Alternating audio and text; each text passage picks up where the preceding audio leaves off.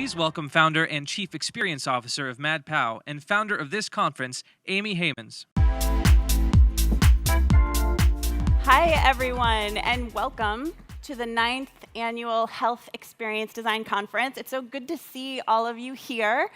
How's everybody doing? Good? Good. I hope you are totally ready and fired up for an amazing 2 days. I will dive right in here. So in preparing for my opening for HXD, I get really reflective. I think about where we've been and where we're going, what we've accomplished, and what remains to be accomplished. And we've come a long way in that what used to be niche is now mainstream. Human centricity is now table stakes at many of the health organizations across the ecosystem. It's been adopted, it's understood.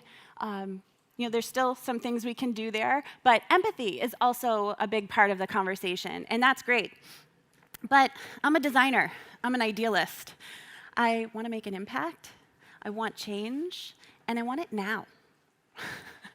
And there's so much change that's needed because we haven't made it as far in the evolution from sick care to health care as we would hope. Our culture, our way of life, is making us sicker and sicker. In fact, the top most pervasive and expensive chronic conditions are lifestyle related. Our life expectancy in the US is actually decreasing, and this is due to suicide, drug overdose, and liver disease. And 8 of the leading causes of death are preventable. Yet we're seeing investment in prevention decline. And health costs are still the #1 reason for bankruptcy in the US, and health costs continue to increase. And the bankruptcy, it's not just because of medical bills, it's also because of people's inability to work when they're sick. Anxiety and depression are also on the rise, and especially amongst adolescents. And where we live, our socioeconomic status and our race actually affect our health outcomes. In fact, Latinos and African Americans experience 30 to 40% poorer health outcomes than white Americans. And I'm just scratching the surface here on these stats. And it's really depressing. But okay, it's going up from here, guys. In the work we do, it's really personal. Many of us are here doing the work we're doing because we've experienced the health system firsthand. And that's inspired us to come and do the good work we're doing in health. But I've seen many people become dismayed at the pace of change in health. It's so easy to become tired and exhausted and even depressed. I've seen some people be rejected by the organizations that hired them to make change. And I've seen some even leave the industry. We all see opportunity for solutions. We're thinking about them every day, right? We want to find harmony in the chaos. We want to make an impact. We want to learn and grow. And we know systemic change is needed. And that's why systemic change is the theme of this conference. And who better to drive systemic change than us? Our philosophy is human-centered. Our focus is on results, and our approach is inclusive. But this race, it's not a sprint, it's a marathon. In order to make the change that we need to see, we need to stay energized, we need to stay inspired. In my own quest for inspiration and energy, I needed to go back to my roots and think about, what do I believe? And what's going to keep me inspired? And so I did what anybody does in an existential crisis. I called my mom. And people who were here last year and the year before, you may remember my mother sharing her patient story. And she mentioned how one sweet doctor saw her as a whole person. And she was diagnosed with a glioblastoma, which is an aggressive form of brain cancer. She actually had a tumor the size of a golf ball in her brain. But here we are 2 years later, and her tumor is gone. Yeah, wow. And her path toward healing was pretty comprehensive. She had chemo from a Western medicine perspective. She had acupuncture from an Eastern medicine perspective. She had a focus on nutrition from a holistic medicine perspective. She did a lot of praying from a spirituality perspective.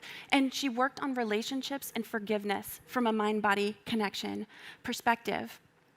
But I remember in the patient story she shared a couple of years ago, she said the heart is the seat of wisdom and love. Now, of course, we know that emotions are processed in our brains.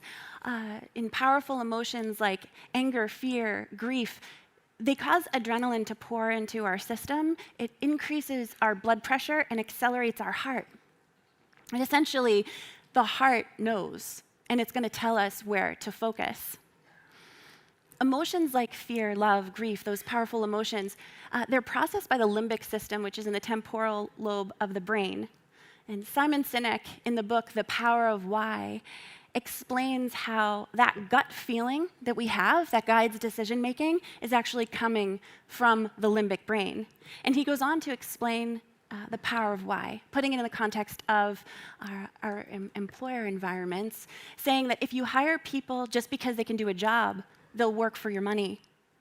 But if you hire people who believe what you believe, they'll work for you with blood and sweat and tears. Sinek talks about the golden circle with why at the center. But I like to think about it as the virtuous circle, or as some people refer to as the virtuous cycle, or the opposite, the vicious cycle. We need to transition away from the vicious cycles that are present in our health system and design virtuous ones that find the balance, the yin and yang between business impact and social impact. And we need to design for positive impact that will self-propagate and self-reinforce, kind of like this spiral. Well, it just so happens that from a geometric perspective, the yin and yang symbol and the Fibonacci spiral are aligned, which hits the point home that the small actions we take can have ever-reaching results, kind of like a pebble making ripples in a lake. In practice at MadPow, it's our goal to design solutions, first uncovering what do people need, want, desire? What are their obstacles? What are their motivations? What's most important to them? And then translating that into business mechanics, services, products, digital solutions, omni-channel experiences that will deliver upon that. We call that purpose-driven design. Purpose-driven design moves human-centered design past micro-utility and towards social impact at the systems level. First, we need to clarify our purpose, considering our social responsibility, and then we can understand behavior through human-centered design and an inclusive approach. But understanding behavior isn't enough. We need to change behavior inside and outside of our organizations, and we can do this through motivational psychology and behavior science. And then we can work across the ecosystem to develop the partnerships and relationships that will enable us to do good things at scale and yield systems-level change. So why are we here? I know you. I know myself. We're here because we care. We want to unite, to comfort, to disrupt, to challenge the status quo, to heal, to connect, to cure, to be there for people when they need it most. And this isn't a new concept, right? The golden rule, which says treat others as you'd like to be treated, extends across cultures and religions and moral philosophy. It's the ethic of reciprocity. And any of us who have experienced the health system understand this, right? The New York Times bestselling author Karen Dillon, who co-wrote the book How Will You Measure Your Life with Clayton Christensen, she's going to take us down a journey of clarifying our personal purpose and ask us to take a step back and consider how we might leave this world in a better place than we found it. We talk a lot about empathy. There are different types of empathy. Cognitive empathy helps us to understand the situation of another. Emotional empathy causes us to feel something about that situation. And compassionate empathy motivates us to take action. Organizations that embrace a human-centered approach will both they'll yield empathy, and empathy is required to be a part of that process. Essentially, compassion is empathy in action. And what will get us to compassion? Well, I believe it's love. It all comes back to love. Love is the why. Love causes us to rearrange our priorities and consider possibilities. Love for family members helps us to do things that we didn't think were possible. Brotherly love for coworkers leads us to encourage them. Love for the vision and mission and purpose of our organizations helps us to stay fighting the good fight and overcoming obstacles. But it's hard to fall in love with the mission and vision of an organization if it's not identified or articulated, or if what's espoused isn't enacted. And it's hard to fall in love with the people we serve if we don't have face time with them. And that's why it's really important to look beyond the data. Data is great, and it can help us understand what's going on, but not necessarily why it's happening. We need to understand the why of the people we serve, and we can do this through immersive research. Getting face-to-face with the people we serve. Many stakeholders in health are at a deficit in terms of face time with the people we serve. So it's important for us to stimulate and encourage the stakeholders we work with to get face-to-face with patients, with customers, with people, so that they can be inspired and motivated. We shouldn't hog all that for ourselves, right? So how do we listen and build trust with folks? An example here, we worked to create an application that would support rheumatoid arthritis patients through their patient journey, helping them to manage their condition and figure everything out. But we had some interesting insights during research. One was that this group wanted us to cut to the chase and skip the fluff. So we used very direct language in this application.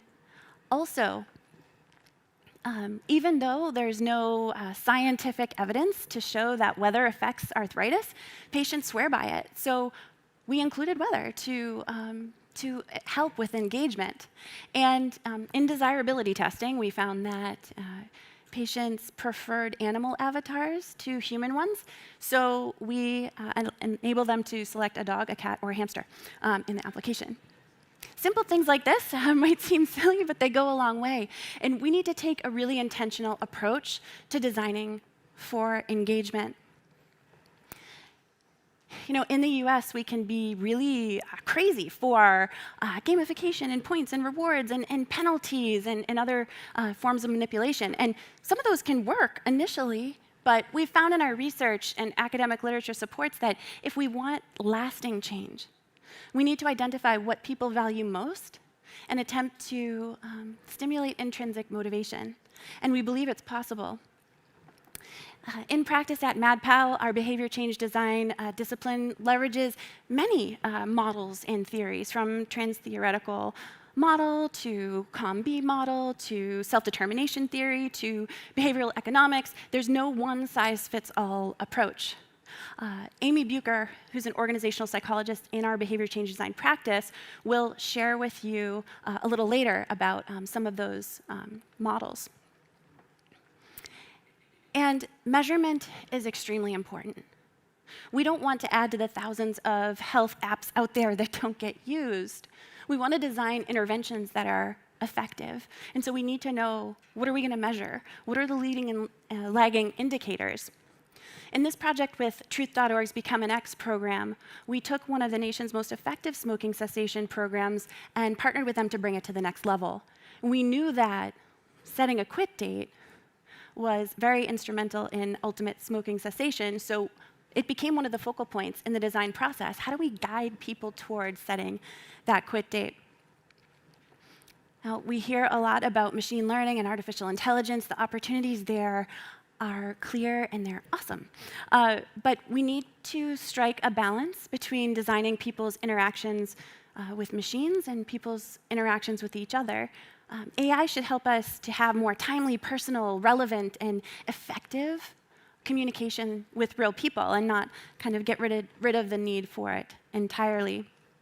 In a project we did with the VA, we looked at how do we support the sharing of information at the right time between doctors and patients so that people would feel informed and empowered throughout their patient journey. Now, I highlighted many health disparities in my opening, and there's no shortage of upsetting statistics there, from maternal mortality rates to breast cancer under treatment to incidence of cardiovascular disease. That's why a Minority Health Month is necessary, so that we can start to do something about it. Many keynotes at this conference will be discussing this topic, and we're going to explore it further in the Health Equity and Social Determinants of Health track as well. So we're going to have Vanessa Mason, who's going to talk about power dynamics and how we need to shift our systems, processes, and cultures in the direction of inclusive and equitable future. And we'll hear from Henry Health CEO Kevin Dedner about his journey to create culturally sensitive self-care and mental health tools for Americans with the lowest life expectancy, Black men. And we'll also hear from students at the Berklee College of Music. They wrote songs as part of a social justice songwriting competition, and they will be performing here this afternoon stories of social injustice, but also hope for the future. We'll also explore health literacy and how to design for mental health and digital interventions. Health literacy is about communicating in a way that a diverse audience can understand, and so that they can feel more empowered to take action. Kaiser will be presenting work that we did together to improve online mental health content. Our focus was on addressing key questions people might have, reducing barriers to entry, and making next steps and action items evident and accessible. Collaboration is so important, and through collaboration, we'll be able to identify opportunities present in the ecosystem to help patients navigate what is still a very complex and disparate ecosystem. In a participatory design workshop with patients, we heard that their journey in managing chronic condition management is very cyclical when all is going well. It's when something goes wrong that they're knocked out of equilibrium and need help getting back in. This visualization can help us understand how we might unlock opportunities to work with other organizations to better manifest the value proposition that matters most to patients, and to clear away obstacles, and to help everybody work together toward a shared objective. And we need to partner across the ecosystem, include patients in the process, figure out new business models, architect partnerships. Through our Center for Health Experience Design, we constructed a collaboration focused on opioid addiction prevention. We conducted research and co-creation sessions with patients and doctors to discuss how might we redesign the pain assessment conversation to improve health outcomes, increasing a reduction in unnecessary opioid prescribing. In the center, we launch multi-stakeholder collaborations focused on shared objectives so that we can take something from an idea to a prototype, to a pilot, to scale. So there are some exciting things happening there. And moving forward, we know we want to move from piecemeal adoption of human-centered design toward a more integrated and holistic approach that the whole organization embraces. We know that if we're a mess on the inside, the resulting experience will be a mess as well. And that goes for us organizationally and personally. Personally, we need to take care of ourselves so that we can keep our energy up and keep making great stuff happen, right? And we also need to look out for our colleagues and encourage them. In the innovation to execution track this afternoon, you're going to hear from people who are making the good stuff happen inside their organizations and how they've overcome obstacles and actually started to transform their culture. I believe that we're a movement. Everybody that's here today, I believe that we're designing a better future. I believe that we are the design, that the relationships we form and the ideas we share will keep us inspired. The individual decisions we make will affect our teams. The projects our teams work on will affect the organization. The initiatives our organizations launch will affect the lives of many. And when our organizations collaborate together on a shared objectives, we're going to set a new baseline, we're going to set a new direction, and we can even impact regulation. So, I encourage you at this conference to meet as many people as you can, to make connections, and to keep them going. We do have a community in the Center for Health Experience Design. It's community.centerhxd.com. You can go there and have one-on-one private conversations with people or group conversations today and into the future. So I encourage you all to do this. And like my mom said, give each other a hug, too. Again, back to the love. So I think we all need this. We need a group hug. We need to tell each other it's going to be okay. And we all need to feel the love.